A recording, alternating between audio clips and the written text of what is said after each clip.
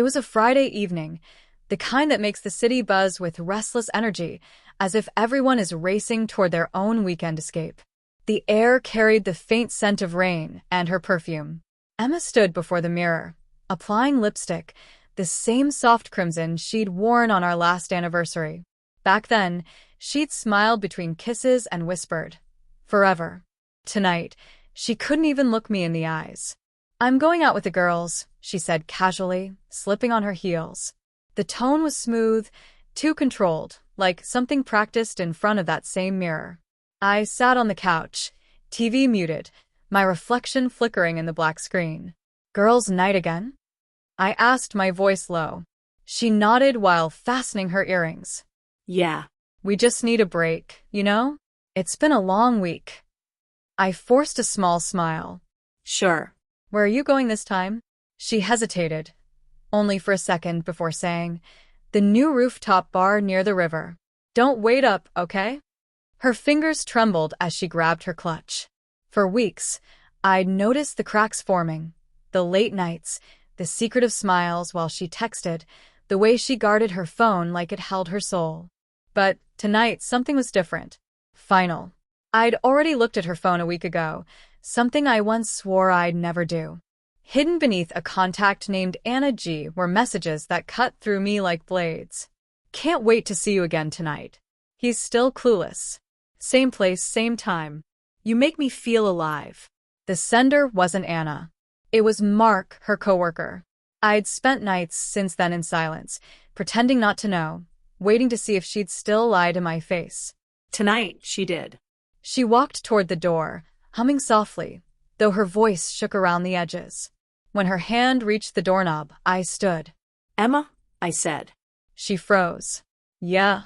I walked up behind her, my tone calm, the kind of calm that only comes after anger burns itself out.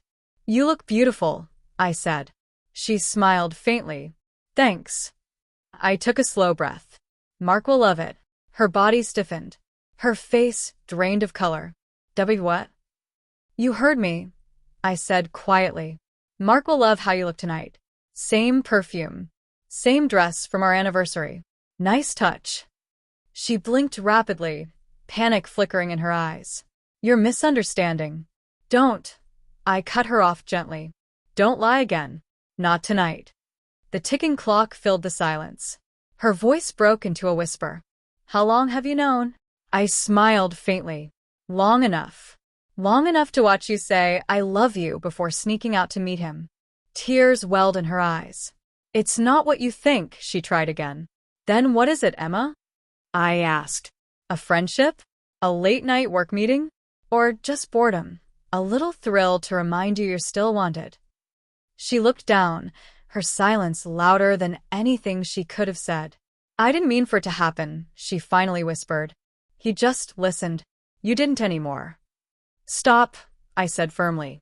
"Don't excuse betrayal with loneliness. I was here every day, maybe tired, maybe quiet, but here. You didn't want someone who listened. You wanted someone who made you feel wanted again. You could have told me that. You didn't have to burn everything down." She covered her face, sobbing. "Please, James." "I'm sorry." "I made a mistake." I took a step back, watching her crumble. I'd already cried my tears, just never where she could see. "A mistake?" I said softly. "A mistake is forgetting an anniversary. Not building a secret world behind your husband's back." I walked to the hallway table and opened the drawer. From it, I pulled an envelope. "You don't have to go out tonight," I said, holding it out. "Because you're already gone." She stared at it. "What is that?" "Divorce papers," I said quietly. "Signed and ready. I was going to wait. But your ride's already here." Her phone buzzed from her clutch. She froze. Through the window, headlights flashed across the wall. "Mark's on time," I said dryly. "I'll give him that." Her eyes widened. "James, please don't do this. It was a stupid fling. It's over, I swear." But I'd already opened the door. The cold night air swept in. "You said you were going out tonight," I said evenly. "So go. But don't come back." She stood trembling, caught between begging and leaving. Please don't end us like this. I met her gaze one last time. You ended us the moment you started hiding your phone, I said. The rest was just details. She hesitated, tears streaking her cheeks, then slowly stepped past me and out the door. Her heels echoed down the steps, fading into the night. I didn't watch her leave. I closed the door and leaned against it. For the first time in months, I could breathe. A few minutes later, her message appeared on my phone. I'm so sorry. Please don't do this. I deleted it without finishing. The weight in my chest lifted, replaced by something colder, peace. That night, I poured myself a drink and stood by the window. Rain began to fall, washing the streets clean. Somewhere out there, she was sitting in a car, realizing her lies had finally caught up to her. I didn't need revenge, or anger, or closure. My reply at the door had been enough. Because sometimes the quietest goodbye hurts the most.